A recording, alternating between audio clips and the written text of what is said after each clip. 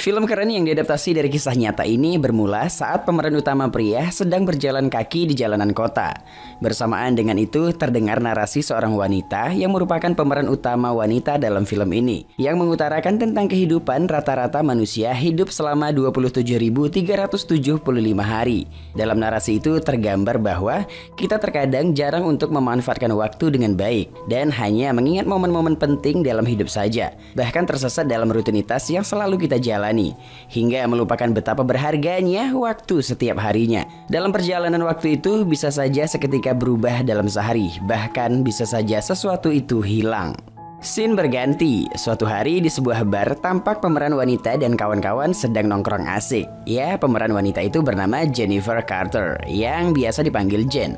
Saat asik itu tiba-tiba beberapa pria menghampiri lalu ngajak ngobrol wanita-wanita tadi. Namun Jen tampak menghampiri sosok pria yang merupakan teman dekat beberapa pria yang ngajak ngobrol tadi. Ya, pria tampan itu bernama Solomon Chow, yang biasa dipanggil Sol. Yap, Sol yang tampak kaku menatap Jen tanpa berkedip, dan itu membuat Jen mencandainya, hingga kemudian mereka saling canda.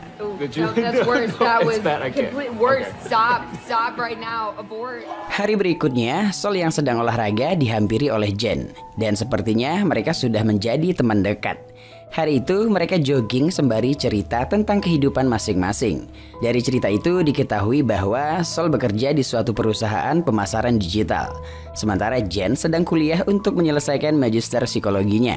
Saat Jen kelelahan, sontak dia mengatakan kalau kencan pertamanya terlihat buruk. Ya, perkataan itu membuat Sol tersenyum kecil sambil berkata, "Apakah ini kencan?"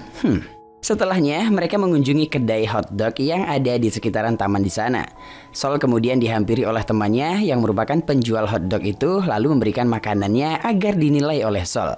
Dan dari sana, Jen mengetahui bahwa Sol merupakan seorang chef. Di sekitaran taman di sana banyak pedagang yang berjualan. Jen yang pertama kali ke sana terlihat sangat senang, terlebih saat Sol mengajaknya untuk melihat pertunjukan musik di area itu. Yap, saat Sol menanyakan tentang lagu yang dimainkan, seketika Sol nyanyi dan hal itu membuat Jen menatap kagum lalu menciumnya. Kemudian Jen mengajak Sol untuk memasak di rumahnya. Ya, mereka sepertinya sudah menjalin kasih. Hari berikutnya, Jen dan Sol menikmati hari bersama dengan teman-teman mereka.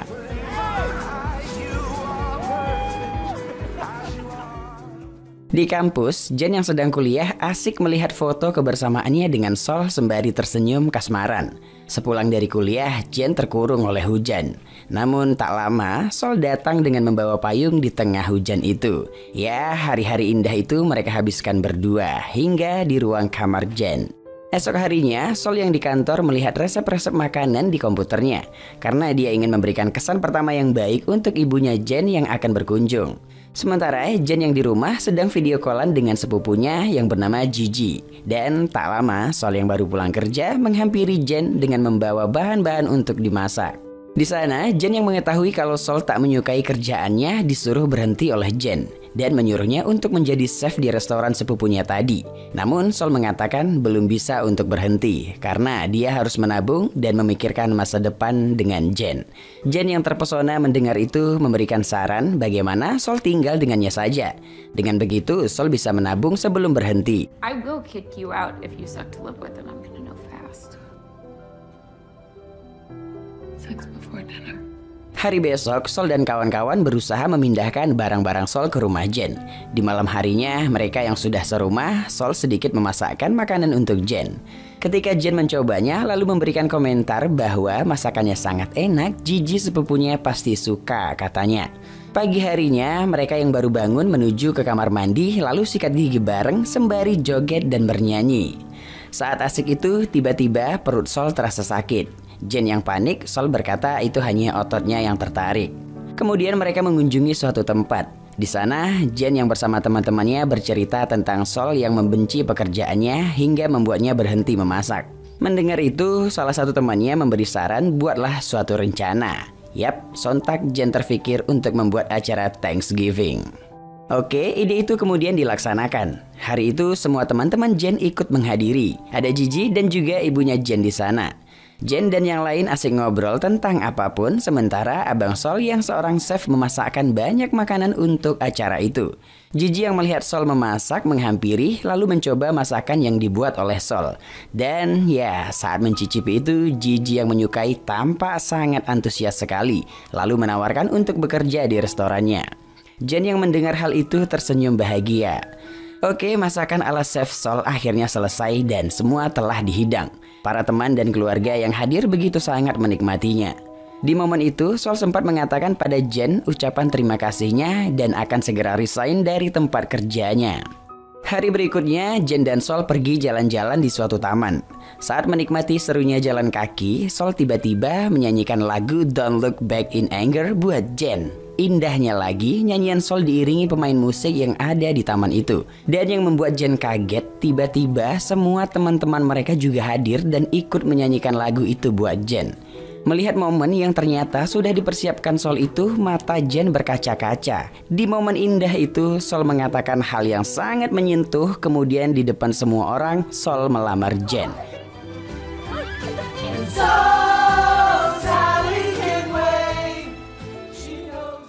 Hari berikutnya, Sol sudah bekerja di restoran sepupunya Jen, Mbak Gigi. Dengan penuh semangat, Sol untuk bekerja hari itu. Di malam harinya, Jen dan Sol yang sedang tidur, seketika Sol terbangun dan kembali merasakan sakit di bagian perutnya.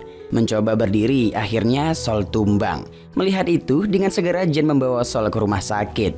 Setibanya di rumah sakit, Jen yang ditemani oleh teman-temannya mendapat kabar dari dokter bahwasannya ada tumor di organ hati Sol. Jen kemudian menghampiri Sol dan saat sakit itu Sol masih saja mencandai pacarnya. Selanjutnya Sol sudah diperbolehkan untuk pulang. Beberapa hari kemudian, Sol dan Jen pergi ke rumah sakit untuk melihat hasil pemeriksaan. Di sana Sol berkata, "Jen, kalau kita dapat kabar buruk, kita akan memelihara anjing ya." Namun perkataan itu disanggah mentah-mentah oleh Jen.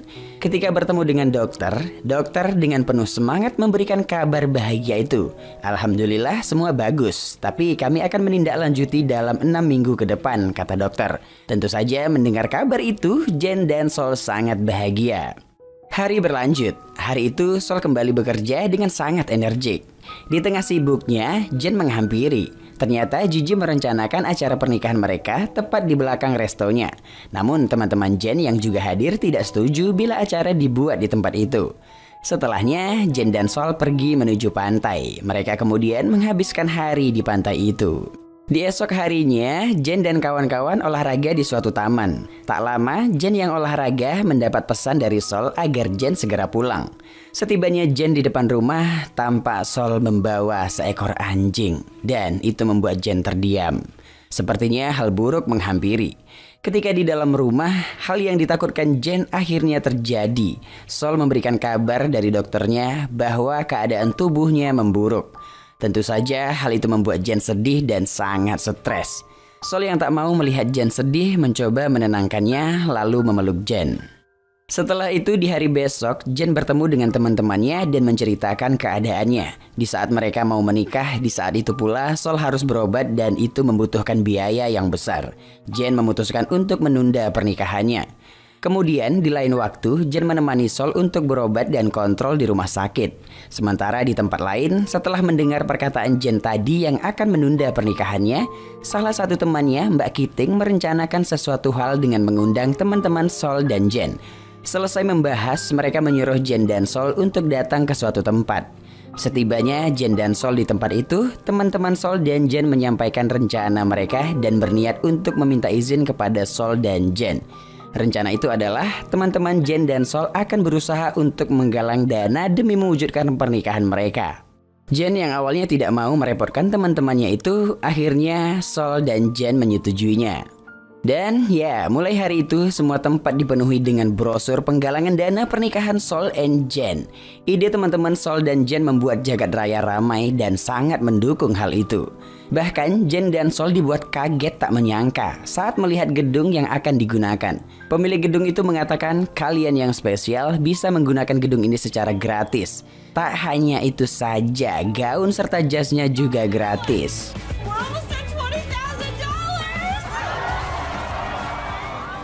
Setelah semuanya berjalan, di suatu malam, Sol terfikirkan tentang sesuatu yang tidak bisa dijelaskannya, hingga membuat mereka berdebat malam itu. Dari perdebatan itu diketahui, Sol yang sepertinya tidak ingin melihat Jen sedih nantinya, dia berkata seolah dia ingin menjalani hidupnya sendirian hingga nanti waktunya tiba.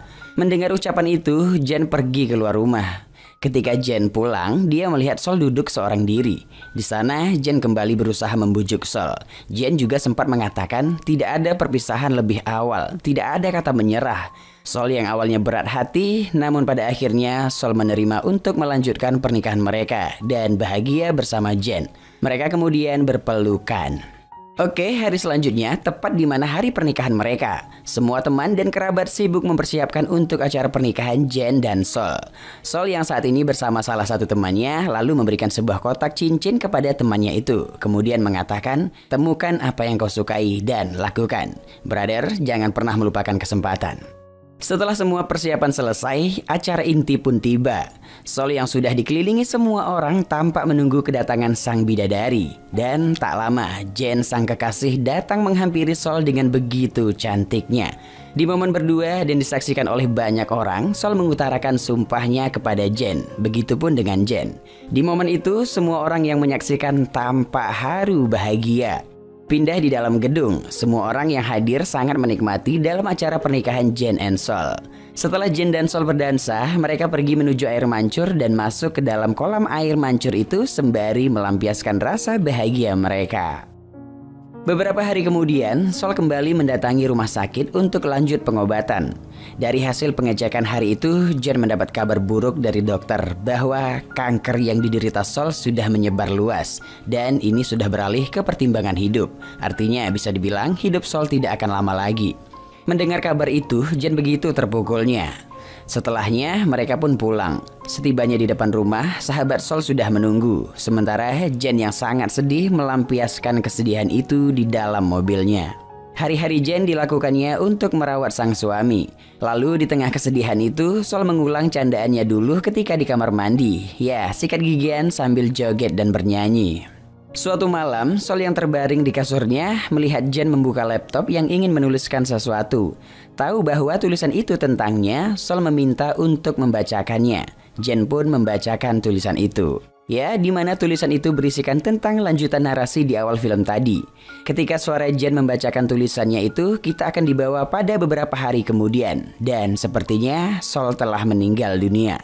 Jen menceritakan tentang sosok Sol yang mengajarkan tentang banyak hal yang dapat membuat hidup Jen saat ini berubah dengan menggunakan waktu yang ada sebaik mungkin. Dan jangan pernah menunda-nunda. Benar saja, hari itu Jen sama sekali tidak terlihat sedih. Dengan penuh bahagia, kehadiran Sol dulu membuatnya berubah dan saat ini memberanikan diri untuk membuka sebuah kafe yang bernama Now or Never. Yap, setelahnya Jen saat ini berada di hotel pinggiran pantai bersama teman-temannya. Tak lama, teman-temannya memberikan sebuah kotak yang bertuliskan Happy Honeymoon buat Jen. Diketahui kotak itu ternyata sengaja dititipkan Sol kepada teman-temannya sewaktu Sol sakit dulu. Dia sengaja mempersiapkan ini semua. Dengan segera, Jen membuka file di laptopnya. Dengan rasa campur aduk, Jen melihat video yang dipersiapkan Sol. Dalam video, Sol berkata ucapan terima kasih tentang semuanya. Sol juga membuat tingkah yang membuat Jen tertawa. Terakhir, Sol memberikan sebuah resep makanan yang ada di dalam kotak untuk dipelajari oleh Jen nantinya. Lalu berkata, I love you Jen. Di akhir cerita, Jen pergi ke pantai. Di sini, Jen kembali bersuara lewat tulisan terakhirnya. Tentang Sol yang telah membuat dirinya bisa menikmati momen setiap hari. Dan membiarkan momen itu dapat membimbingnya untuk tetap kuat, untuk tetap semangat, untuk tetap menginspirasi hidupnya. Yap, dengan begitu cerita pun selesai.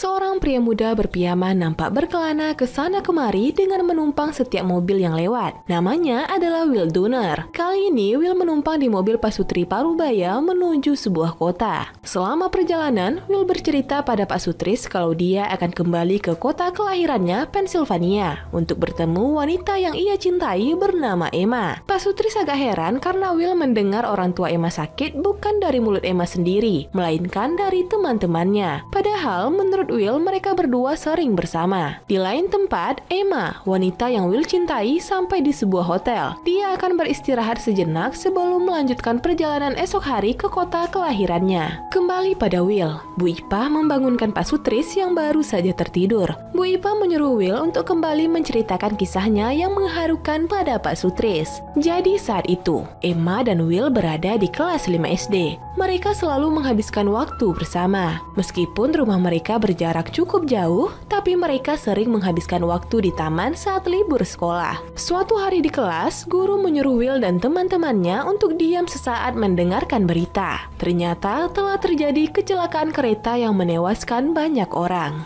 Pulang sekolah, Will terus menanti kedatangan orang tuanya bersama Emma. Karena tak kunjung datang, akhirnya Will pulang ke rumahnya. Sampai di sana, Will kecil justru melihat keramaian. Beberapa orang terlihat bicara serius dengan abangnya yang bernama Jimbo. Ternyata orang tua Will ikut jadi korban dalam kecelakaan kereta api hari itu. Emma mengajak Will duduk di luar. Di sana ia berbisik kalau orang tua Will selalu ada dan Will akan selalu dicintai. Karena telah yatim piatu, akhirnya Will dan abangnya Jimbo pindah ke kota lain ikut paman dan bibinya. Cerita Will semasa kecil benar-benar membuat Bu Ipah terharu. Pak Sutris jadi panik karena Ipah menangis sambil membawa mobil. They will always be there. You will always be loved.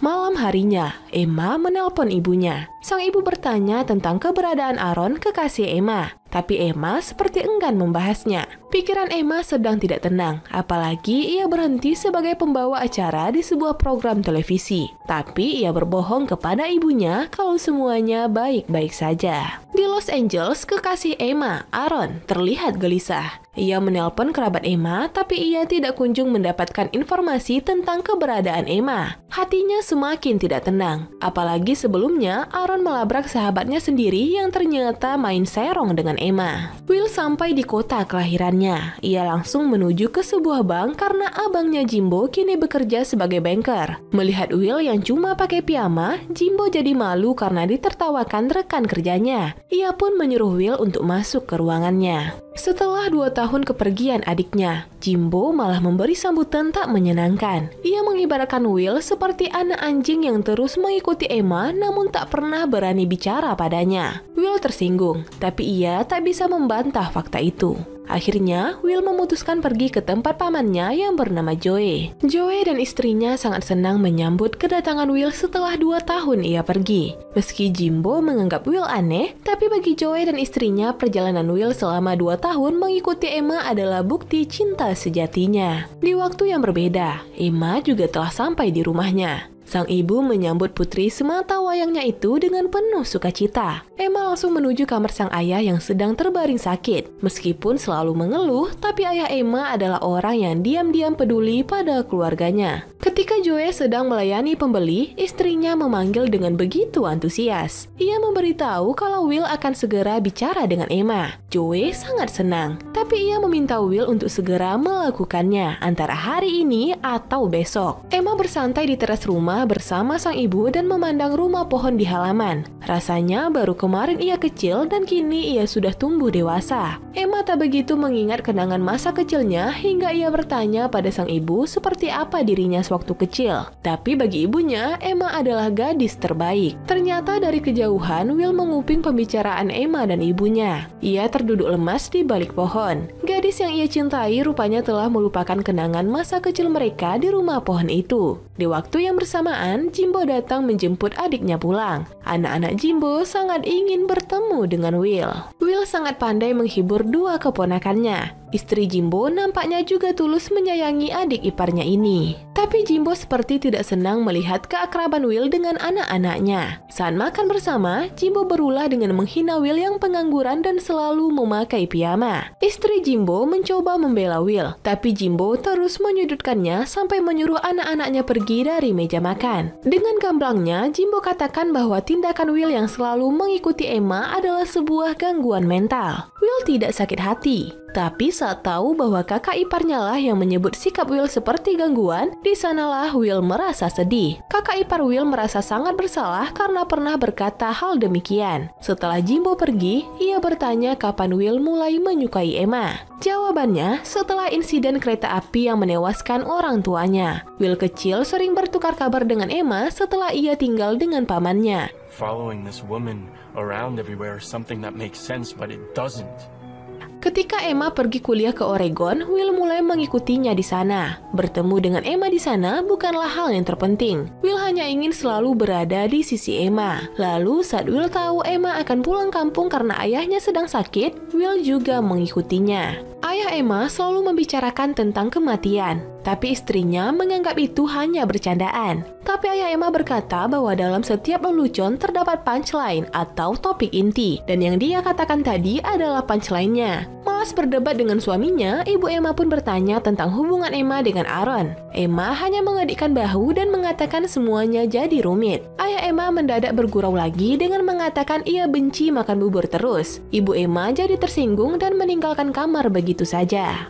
Keesokan harinya, Will sangat bersemangat menuju rumah Emma. Joey dan istrinya menyemangati Will. Akhirnya setelah 2 tahun mengikuti Emma, ia berani untuk mengajak gadis itu bicara. Sementara di rumah Emma, Aaron datang berkunjung. Emma sangat kaget saat tahu pria ini mengetahui rumahnya. Aaron berkata bahwa dia memaafkan Emma tanpa menyadari kesalahannya sendiri. Hal ini membuat Emma kesal dan melemparkan keramik ke arah Aaron hingga membuat kericuhan yang didengar ayahnya dari lantai atas. Will berkunjung di saat yang tidak tepat. Ibu Emma mengira Will adalah sales dan menyuruhnya datang di lain waktu. Padahal saat itu Will sudah sesak nafas menahan kegugupannya. Ayah Emma kemudian turun menemui Aaron. Dia mencengkram tengkuk Aaron untuk bertanya kesalahan apa yang telah dibuat anaknya. Ternyata Emma telah mengkhianati Aaron dengan berselingkuh dengan sahabatnya. Ayah Emma kemudian meminta Aaron untuk merahasiakan hal ini dari ibu Emma. Karena tak jadi bertemu dengan Emma, Will kemudian naik ke rumah pohon Emma. Bahkan mainan mereka semasa kecil masih tersimpan di rumah pohon ini. Tak lama kemudian, Will melihat Emma keluar rumah. Ia memberanikan diri untuk menyapanya. Emma sempat tak mengenalinya jika saja Will tidak mengenalkan namanya. Tentu Emma sangat senang. Ia bertanya sedang apa Will di kota ini. Tapi Will menjawab hanya berkunjung. Emma sampai sekarang tidak tahu kalau Will selama ini mengikutinya. Will ingin mengajak Emma ke suatu tempat, tapi Emma menolak karena ia harus segera bertemu Aaron di hotel tempatnya menginap. Melihat wajah Will yang sedih, ia kemudian mengajak Will jalan sebentar sampai ia tiba di depan hotel Aaron. Di tempat lain, Jimbo mengunjungi toko Joey dan menanyakan keberadaan Will. Dengan bangga, Joey katakan bahwa Will akhirnya berani pergi menemui Emma. Tapi Jimbo justru marah. Adiknya itu sedang sakit. Ia selalu bicara sendiri. Jimbo tahu jika adiknya itu seolah-olah sedang berbicara dengan ibunya karena berpikir orang tuanya masih hidup. Tapi itu hanyalah karangan semasa kecil yang dibuat agar mereka berdua percaya. Pada hari kejadian, orang tua Jimbo dan Will bukan pergi menonton pertunjukan Broadway. Ayah mereka mengantar sang ibu pergi kemoterapi karena mengidap berbagai macam kanker akibat kebiasaan merokoknya. Sampai di depan hotel Aaron, Emma berubah pikiran. Ia memilih pergi bersama Will mengunjungi tempat masa kecil mereka.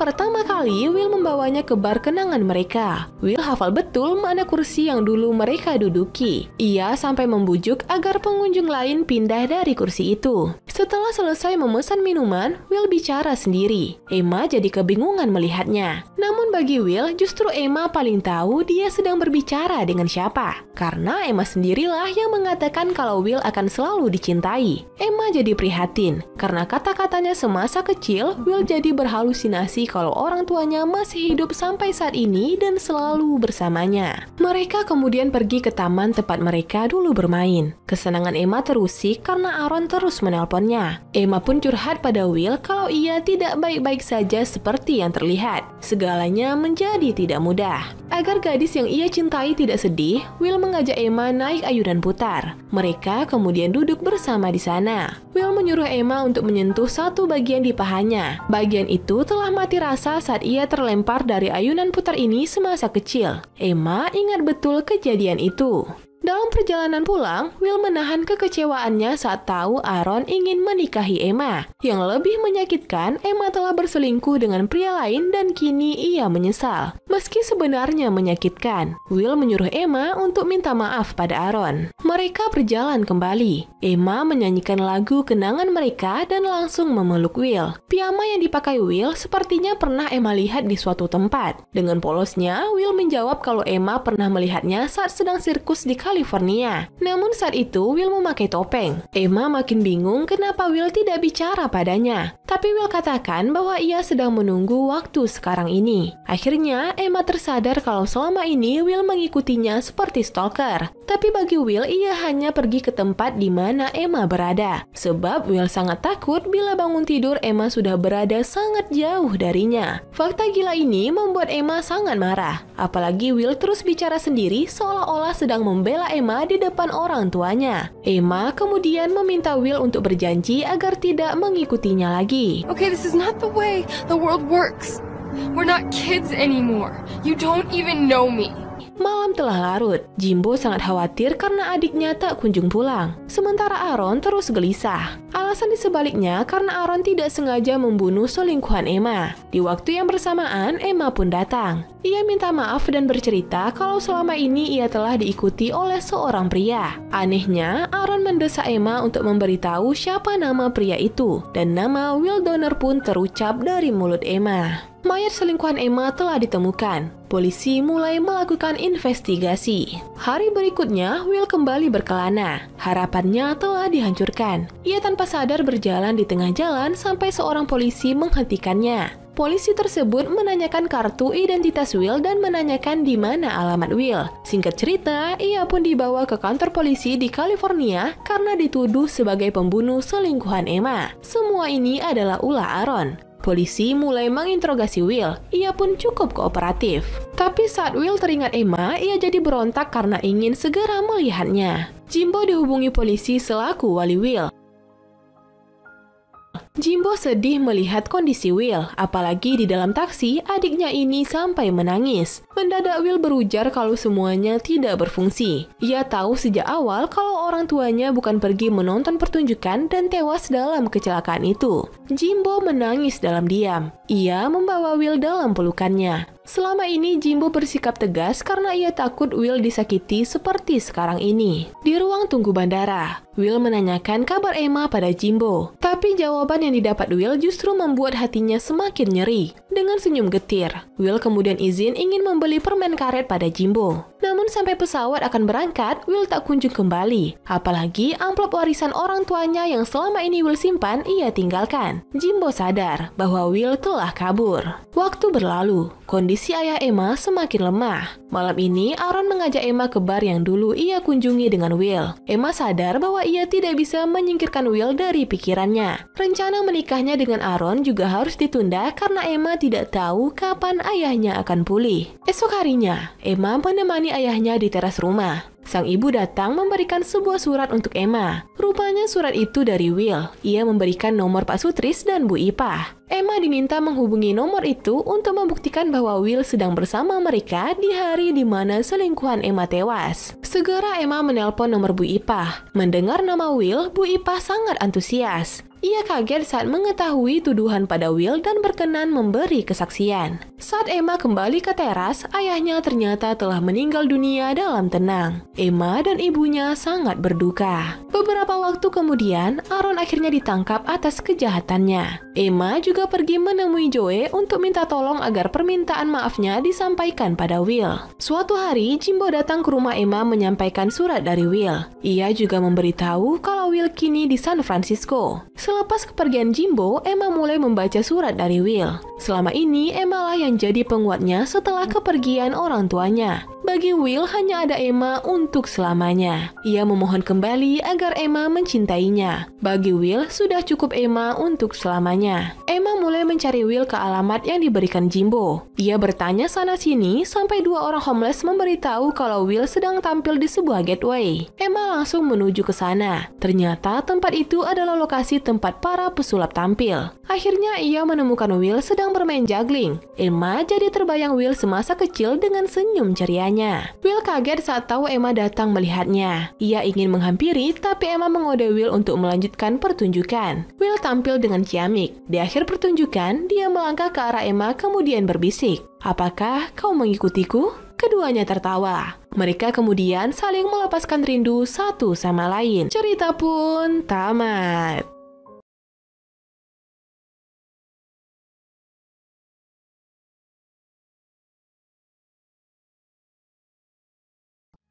Awal mula cerita memperlihatkan perusahaan sepatu olahraga global, di mana desainer muda bernama Drew Baylor baru saja gagal dalam desain sepatunya. Namun ia mencoba tetap untuk semangat. Di malam Natal itu, Drew merayakan Natal terakhirnya bersama para karyawannya. Esoknya, Drew menemui CEO-nya bernama Phil. Phil mengungkapkan kekecewaannya bagaimana perusahaan mereka telah rugi hampir $1 miliar karena buruknya desain sepatu Drew. Produk yang diharapkan laris itu malah jadi produk gagal. Perbincangan itu sebenarnya lebih ke mempermalukan Drew karena kegagalannya. Hari itu, Drew menemui wartawan terlebih dahulu sebelum ia dipecat dari pekerjaannya. Karena frustasi dipecat setelah bekerja 8 tahun di perusahaan tersebut, malam itu Drew mencoba bunuh diri dengan merekatkan pisau pada alat olahraga. Siap dengan rencananya, adiknya bernama Heather menyelamatkannya. Saat itu ia menelpon untuk mengabarkan bahwa ayah mereka telah meninggal di tempat keluarganya di Kentucky. Mendengarnya, Drew hanya termenung sedih. Esoknya ibunya Holly meski berduka tapi menolak ikut ke Kentucky karena ia masih berselisih dengan keluarga suaminya itu. Drew hanya pergi sendiri membawa jas biru untuk dipakaikan ke ayahnya saat pemakaman. Di penerbangan menuju Kentucky, karena pesawat itu sangat kosong, pramugari bernama Claire memberi Drew kursi kelas 1 agar memudahkan Claire melakukan pekerjaannya. Drew mengabaikan wanita dengan sifat ceria ini karena masih tertekan tentang kegagalan pekerjaannya. Wanita ini terus berbicara padanya mengenai perjalanan Drew ke Elizabethtown, Kentucky nantinya, juga menyinggung soal pacarnya bernama Ben. Claire memberi Drew peta perjalanan ke Elizabethtown sebelum ia membiarkan Drew tidur dengan tenang. Drew mengingat kenangan bersama ayahnya, Tuan Mitch. Ketika pesawat mendarat, Claire memberi Drew kupon hotel bintang 4. Setelah mereka berpisah, Drew membalikan kupon itu. Di sana, Claire menulis nomor teleponnya untuk memudahkan Drew jika butuh bantuan. Drew melanjutkan perjalanannya lewat darat ke Elizabethtown mengikuti petunjuk jalan dari Claire sebelumnya. Meski sempat ragu salah jalan, Drew akhirnya sampai juga ke Elizabethtown. Di sana ia disambut sepupu laki-lakinya bernama Jesse. Pamannya yaitu ayah Jesse dan pendeta. Mereka melihat lokasi pemakaman ayah Drew nantinya. Drew mengatakan ia sendiri masih ragu soal pemakaman sebab keluarganya berencana mengkremasi jasad ayahnya. Drew kemudian dikenalkan ke penduduk sebagai anak Tuan Mitch yang sukses sebagai desainer sepatu. Padahal ya mereka tidak tahu saja. Ketika Drew melihat jasad ayahnya, ia tak tahu harus bicara apa karena ia tak pernah merasakan kesedihan semacam itu, guys. Setelahnya, di perkumpulan keluarga, juga teman almarhum ayahnya, Drew bahagia karena disambut dengan ramah penuh kehangatan. Mereka juga mengajaknya berkenalan. Seorang bocah putra Jesse terlihat membuat keributan dengan kenakalannya. Drew ditunjukkan oleh wanita paruh baya keluarganya sebuah foto keluarga besar ayahnya. Foto ibu Drew sendiri tidak dipajang di sana karena hubungannya yang tidak baik dengan mereka. Ia di sana melihat foto ayahnya 3 hari yang lalu. Tak lama putra Jesse berusaha mengendarai mobil ke jalanan. Untungnya Drew menghentikan bocah nakal itu. Malamnya di pertemuan keluarga juga rekannya, ayah Jesse memarahi Jesse karena kenakalan cucunya hari itu. Drew lanjut mengunjungi rumah Jesse, mengobrol soal renggangnya hubungan ibu Drew dengan keluarga ayahnya. Jesse bercerita bagaimana keren band rocknya bernama Ruckus. Setelahnya, Drew pergi menginap di hotel kota Louisville, di mana teman Claire sedang mengadakan pesta lajang pernikahannya di sana. Di sana, Drew meninggalkan telepon pesan atau pesan suara kepada ibu, pacarnya, juga Claire agar menelponnya. Beberapa saat menunggu, mereka pun menelpon secara bergantian. Drew menanyakan tentang apakah kremasi ayahnya tetap dilanjutkan atau tidak. Pacarnya, Ellen, tampak mengucap kata selamat tinggal padanya karena kegagalan Drew di pekerjaannya. Wah, sedih banget. Terakhir, Claire yang baru pulang kerja menelpon untuk bercerita sebenarnya ia tahu bahwa ayah Drew meninggal. Drew kemudian curhat bagaimana kelancarannya hari itu bersama keluarga ayahnya. Sambil menelpon, ia berjalan mengambil bir di acara pesta lajang itu. Drew ketahuan oleh mempelai pria saat mengambil bir itu padahal tak diundang. Setelahnya, Drew menceritakan ayahnya baru saja meninggal. Pria itu pun jadi turut berduka cita dan memperbolehkan bir itu untuknya. Setelah bercerita bersama Claire berjam-jam, Claire membuat ide untuk mengajak Drew bertemu untuk melihat matahari terbit. Yap, Drew pun mengiyakan. Singkatnya, mereka datang bertemu dengan mobil masing-masing. Pertemuan tulus dan tenang untuk menunggu matahari terbit. Setelahnya, Claire berkata akan berangkat ke Hawaii. Drew menelpon ibunya ketika sedang latihan tarian tap sebagai acara melupakan kesedihannya ditinggal suaminya. Drew menanyakan lagi keyakinannya soal kremasi jasad ayahnya. Karena ibunya tahu pria penipu ayahnya ada di sana. Ibunya makin meyakinkan bahwa keputusan kremasi sudah bulat. Saat Drew ke hotel, Claire berpikir dibanding ke Hawaii, lebih baik ia akan membawa Drew jalan-jalan untuk mengurangi kesedihannya, membantunya melewati masa-masa sulit. Claire membantunya memilih Gucci untuk abu ayah Drew, lalu berjalan-jalan agar emosi Drew tetap stabil. Malamnya mereka berjalan santai. Claire curhat bagaimana ia selalu jadi pasangan pengganti untuk sebuah hubungan, seperti ia menggantikan peran pacar Drew untuknya. Claire memberikan kaset untuk solusi nakalnya putra Jesse. Sebelum berpisah, mereka sempat tertarik untuk saling mencium, tapi mereka sadar bahwa hubungan mereka hanya sebatas pertemanan. Esoknya, keluarga besar almarhum ayah Drew membahas persiapan perayaan sebelum pemakaman ayahnya. Ya, mereka ingin kepergian Tuan Mitch diserayakan dengan kebahagiaan. Keluarga ayahnya ingin Tuan Mitch dimakamkan di Elizabethtown. Ia tetap mengikuti keinginan ibunya agar ayahnya dikremasi. Ketika anak-anak kelihatan ribut, Drew memutar kaset pemberian Claire tadi malam.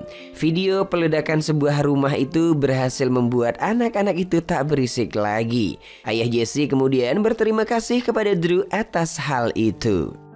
Malamnya di dapur, Drew mengobrol dengan anggota keluarga yang lebih tua. Drew panik saat melihat api kompor sebab membayangkan bagaimana ayahnya dikremasi. Saat bergegas untuk membatalkan kremasi tersebut di krematorium, sayangnya Drew sudah terlambat. Dengan wajah murung, Drew membawa abu ayahnya ke hotelnya. Di sana Claire mencoba menghibur Drew untuk mengurangi kesedihannya. Drew menjalin hubungan mesra dengan mencium Claire. Paginya mereka terbangun di kamar Drew.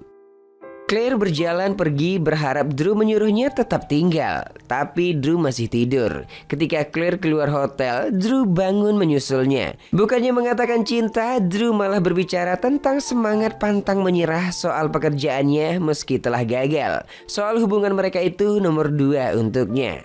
Sebelum Claire pergi, ia menyemangati Drew untuk tidak menyerah dengan kegagalannya. Claire juga sadar mereka berdua hanyalah sebatas teman. Acara perayaan sebelum pemakaman ayah Drew pun tiba. Dihadiri banyak tamu, ibu dan adiknya juga sudah berada di sana. Acara dimulai dengan pernyataan teman almarhum ayahnya bagaimana penilaian mereka terhadap ayahnya Drew. Ketika giliran Nyonya Holly, ia secara serius berbicara bagaimana pertemuannya dengan suaminya itu. Ibu Drew ini telah menemukan kepercayaan diri baru setelah suaminya meninggal, walaupun cukup sedih kehilangan itu baginya. Beberapa lama ia memberanikan diri membawa canda dengan menceritakan kisah mereka melalui stand-up comedy. Para hadirin tertawa lepas dengan candaan itu. Ibu Drew menutup penampilannya dengan tarian tap. Para hadirin memberi aplaus padanya. Setelahnya, Claire menemui Drew di sana untuk memberikannya sebuah koper berisi peta perjalanan pulangnya dan sebuah CD lagu untuk menemani perjalanannya. Saat itu, band Jessie sedang tampil dengan musik rocknya. Meski sempat terjadi kebakaran properti, band Jessie tetap melanjutkan penampilannya di tengah guyuran hujan buatan. Hari pemakaman ayah Drew pun tiba. Jas biru Tuan Mitch tetap dimasukkan di peti meski tanpa jasadnya. Setelah pemakaman tanpa jasad itu, Drew melakukan perjalanan sambil menyebarkan abu ayahnya mengikuti peta perjalanan dari Claire. Drew berusaha menikmati perjalanannya sebab ia telah menjadi makin sedih melihat berita tentang kegagalan desain sepatunya yang muncul di majalah. Di perjalanan itu ia berusaha melupakan kesedihannya. Ia mulai mengikuti tempat-tempat bagus petunjuk Claire. Mulai dari membuang abu ayahnya ke sungai aliran ke Mississippi, sempat makan cabai terpedas dunia, ke sudut jalan Motel Lorraine, tempat di mana pendeta sekaligus aktivis Martin Luther King meninggal untuk menyebarkan abu ayahnya. Ia juga melewati jembatan renungan Mark Twain, lokasi meninggalnya penyanyi Jeff Buckley. Melanjutkan perjalanan dari malam ke malam ditemani musik. Paginya, Drew mengunjungi pohon Survivor kesukaannya Claire. Ketika melanjutkan perjalanan lagi, Drew merenung soal kegagalannya dan mencoba melupakan hal itu. Bahkan ia mengingat lagi momen dengan ayahnya sambil menyebar abu ayahnya lagi. Mengingat semangat dari Claire, Drew terus mencoba melupakan kesedihan akan kegagalannya. Bercerita dengan abu ayahnya sambil menyebarnya di perjalanan. Perjalanan terakhir yaitu ke pasar petani terbesar kedua di dunia di negara Nebraska. Dengan menemukan petunjuk dari Claire, Drew diberikan pilihan antara pulang ke California atau mencari wanita dengan penutup kepala merah yang sedang menunggunya. Drew pun memilih pilihan kedua. Beberapa lama mencari, ia melihat Claire lah wanita dengan penutup kepala merah itu. Di akhir cerita, Drew memeluk dan menciumnya karena menyadari bahwa ia mencintai Mbak Claire. Pada akhirnya, bagaimana pedihnya sebuah kegagalan. Kegagalan tersebut akan menjadikanmu lebih dewasa dalam menjalani hidup jika kamu tabah melewatinya. Oke guys, dengan begitu cerita pun berakhir.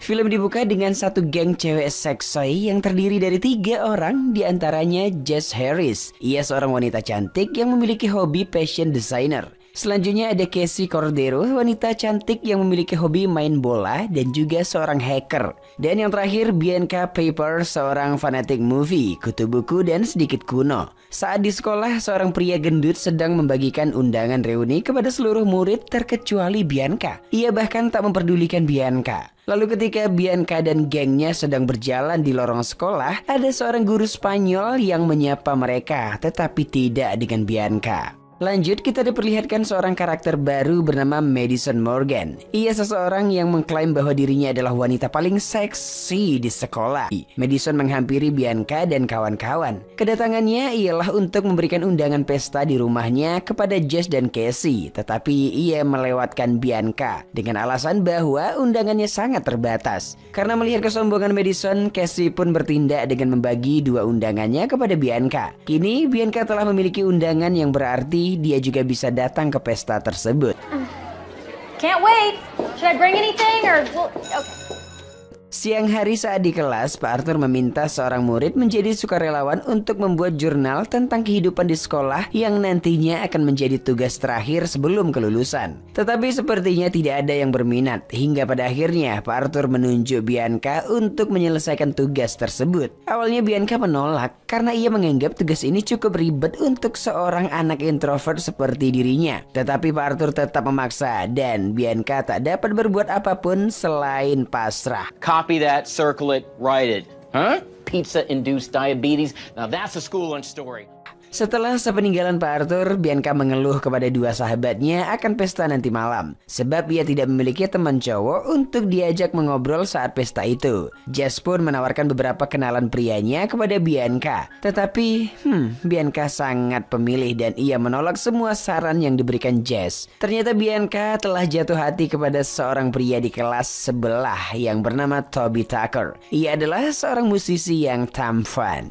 Lalu Bianca didatangi seorang pria bernama Wesley Rush, seorang kapten pemain bola dan juga tetangganya. Kedatangan Wesley ini tak lain hanya untuk mengolok-olok Bianca karena ia paham betul bahwa tak memiliki teman selain Jess dan Casey. Wesley juga merupakan mantan Madison yang hubungannya seringkali putus nyambung. Lalu beberapa detik kemudian Madison datang dan langsung mencumbu Wesley. Setelahnya ia menuduh bahwa Bianca sepertinya mencoba untuk menggoda mantannya tersebut. Bianca yang merasa tak melakukan hal itu menyangkal dan mengatakan bahwa ia sedang merapikan loker dan Wesley yang datang sendiri menghampirinya. Tetapi seperti biasanya, Madison yang sangat tengil tidak percaya dengan ucapan Bianca, sebab mustahil cowok sekeren Wesley datang menggoda Bianca. Malam pesta pun tiba. Terlihat Bianca yang sedang memakan cemilan tanpa seorang teman yang mengajaknya mengobrol. Dan ia hanya bisa menatap Toby yang sedang bernyanyi dikerumuni oleh ciwi-ciwi di sana. Sementara kedua sahabatnya, Jess dan Casey, tengah asik menikmati pesta dengan yang lainnya. Tiba-tiba Wesley datang mengajak Bianca mengobrol. Ia mengatakan bahwa yang sekarang terjadi pada Bianca adalah hal yang wajar. Sebab dalam setiap kelompok pertemanan pasti ada satu orang yang menjadi Duff. Bianca sempat kebingungan dengan kata Duff dan Wesley pun menjelaskan bahwa Duff adalah sosok teman yang gendut dan jelek. Dalam setiap kelompok pertemanan, seorang Duff dengan kejelekannya akan membuat temannya terlihat lebih baik. Dan tugas Duff juga memberikan informasi kepada orang-orang yang berusaha untuk mendekati temannya. Mendengar pernyataan Wesley, Bianca merasa kesal. Tetapi perkataan Wesley ada benarnya juga. Sebab selama ini orang-orang hanya memperhatikan Jess dan Casey tanpa memperdulikan kehadirannya. Tak tahan dengan cemoohan Wesley, Bianca pun menyiramnya dengan minuman lalu pergi. Okay, look, I didn't mean it like that, alright? What the hell was that for? Saat di rumah, Bianca masih kepikiran dengan perkataan Wesley. Ia mulai mencari arti kata Duff di Google dan ternyata Duff itu adalah sosok makhluk hidup yang selalu diabaikan oleh orang-orang yang ada di sekitarnya. Kini Bianca mengerti maksud dari Duff dan berusaha mencari cara untuk menghilangkan kata Duff itu dari dirinya. Pagi hari saat berangkat ke sekolah, Bianca menggunakan outfit yang sangat mencolok dengan tujuan agar orang-orang melirik dirinya. Saat di sekolah, Bianca juga mulai merubah sifat dengan mengacuhkan kedua sahabatnya. Jess dan Casey yang merasakan perubahan sikap Bianca berani buka suara hingga cekcok di antara mereka pun terjadi. Fine. I'm a free woman. Bianca pun kemudian keluar. Saat di luar ia bertemu dengan crushnya si Toby yang langsung menyapanya. Bianca masuk ke dalam ekspektasinya beberapa detik yang berharap Toby datang menyapa dan langsung mencumbunya. Namun kemudian Bianca tersadar dan membalas sapaan Toby lalu pergi. Scene berpindah ke ruang kimia. Seorang guru memberitahu Wesley bahwa nilai kimianya sangat buruk dan itu dapat membuatnya tidak naik kelas. Bianca yang mendengar hal itu memiliki ide. Ia menemui Wesley yang sedang latihan untuk mengajaknya kerjasama. Bianca menjelaskan bahwa ia dapat membantu Wesley memperbaiki nilai kimianya. Dan imbalannya Wesley harus membantu Bianca menghilangkan kata Duff yang melekat pada dirinya. Awalnya Wesley menolak karena menurutnya itu terlihat sangat sulit. Namun Bianca berusaha meyakinkan Wesley. Hingga akhirnya mereka pun menyetujui kesepakatan itu. Deal? Yeah. I was just going low. That's all. Keesokan harinya, mereka berdua pergi ke sebuah mall. Pelajaran pertama untuk menghilangkan kata Duff adalah penampilan. Wesley memberikan Bianca beberapa saran pakaian yang harus ia kenakan. Saat Bianca sedang mencoba beberapa pakaian, tiba-tiba Wesley merekamnya. Bianca yang kebingungan menanyakan mengapa Wesley merekamnya. Tetapi Wesley berdalih bahwa ia hanya iseng-iseng saja. Lalu tanpa mereka sadari, ternyata di sekitar mereka ada teman Madison yang juga merekam tingkah konyol Bianca. Toby Tucker, I didn't know you were here. I have feelings for you.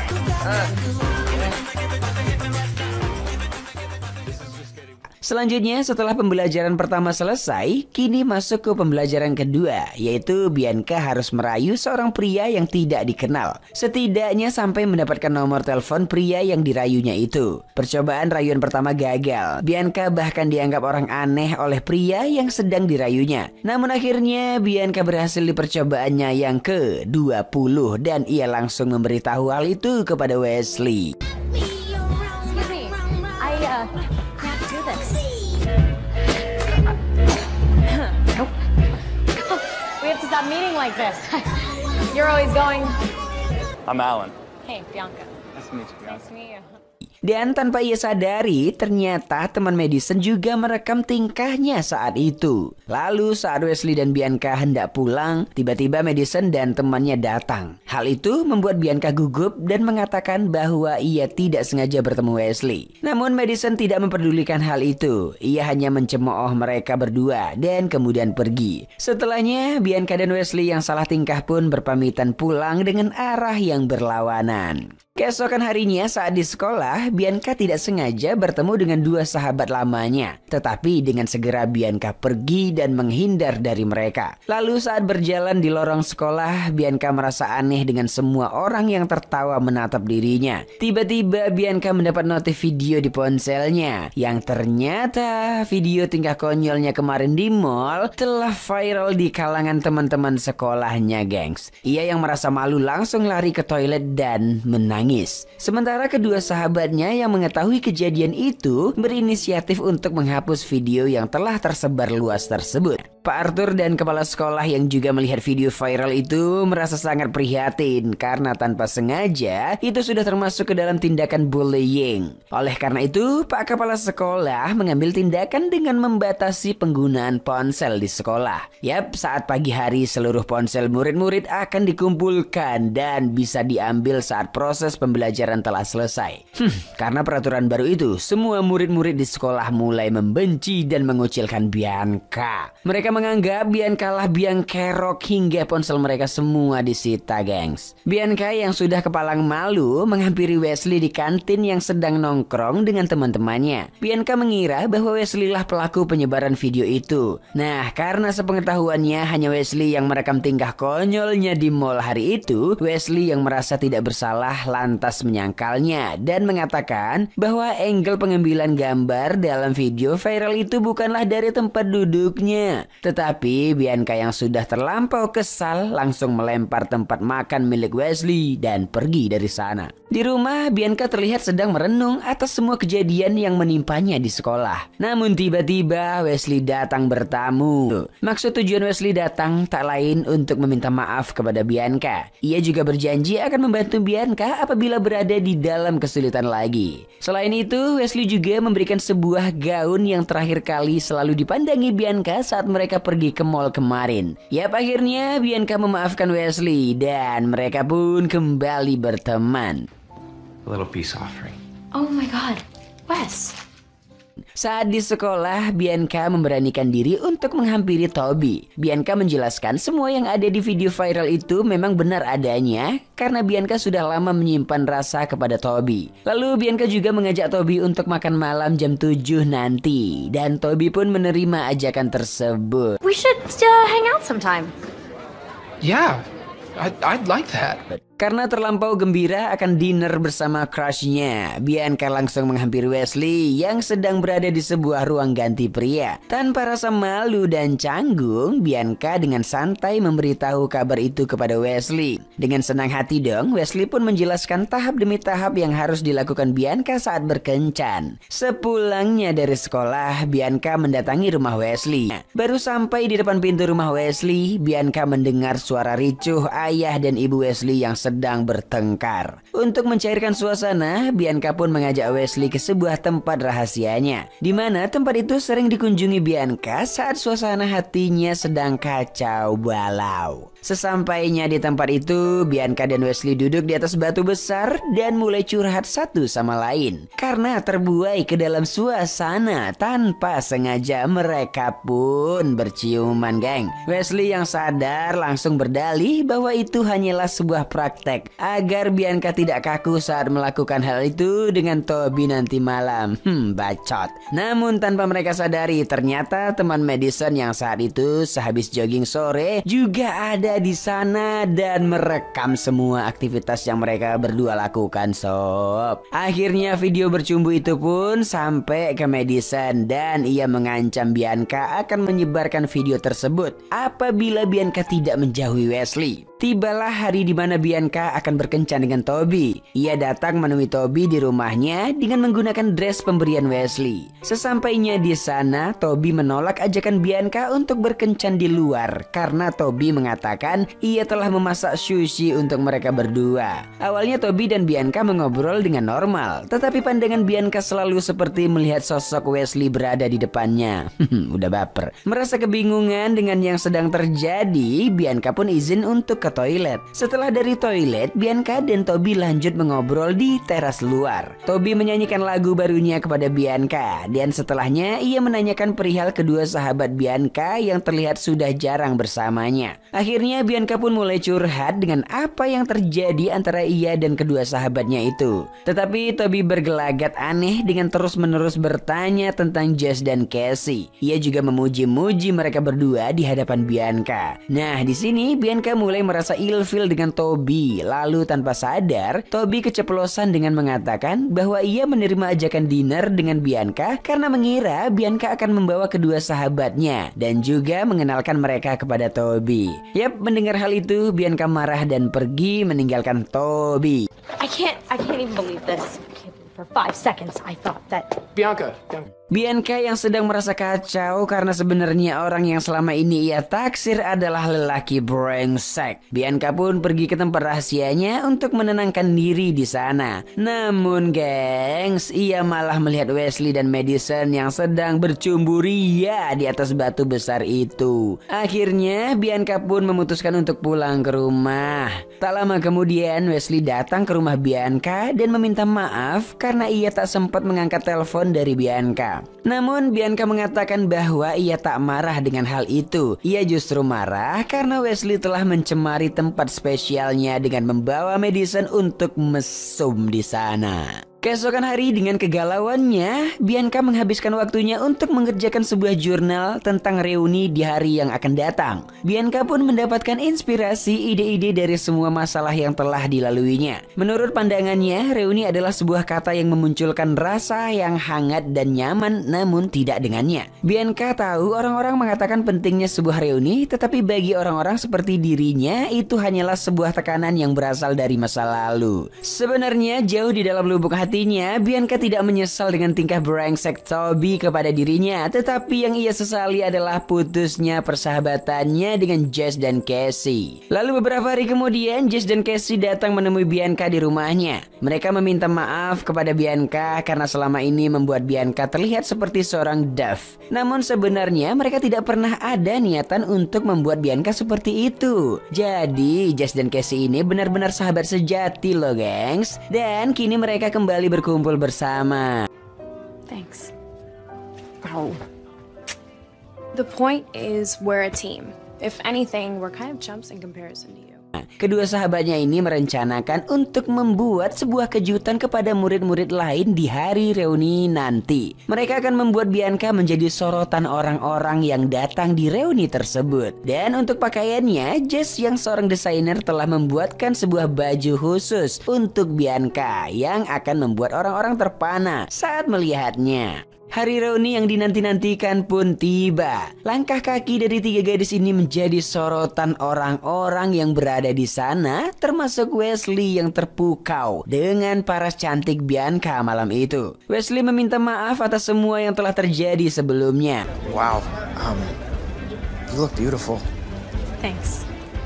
Lalu kini saatnya pengumuman siswi terseksi dan siswa terkeren di sekolah. Pertama, untuk siswi terseksi dimenangkan oleh Madison Morgan. Dan selanjutnya, siswa terkeren dimenangkan oleh Wesley Rush. Tetapi saat diminta untuk menaiki panggung, Wesley malah memilih untuk menghampiri Bianca dan mencumbunya. Semua orang dibuat terpukau dengan tingkah mereka berdua. Hari-hari berikutnya setelah selesai acara reuni tersebut, jurnal karya Bianca pun diterbitkan dengan judul Tales of a High School Dove. Semua orang yang membacanya pun terpukau dengan tulisan Bianca. Dan seketika jurnal itu viral di kalangan anak-anak sekolah. Pagi harinya terlihat Bianca menyapa tetangga sekaligus pacarnya yaitu Wesley Rush. Asik. Lalu mereka pun pergi untuk makan bersama. Nah, film pun selesai.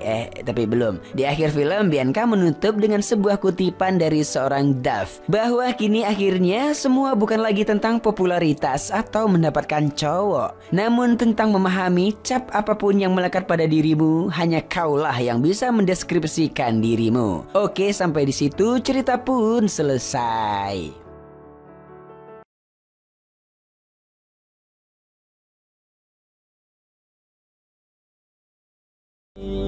Engkau kini bukanlah untukku, sungguh ku tahu ingin ku telah jauh.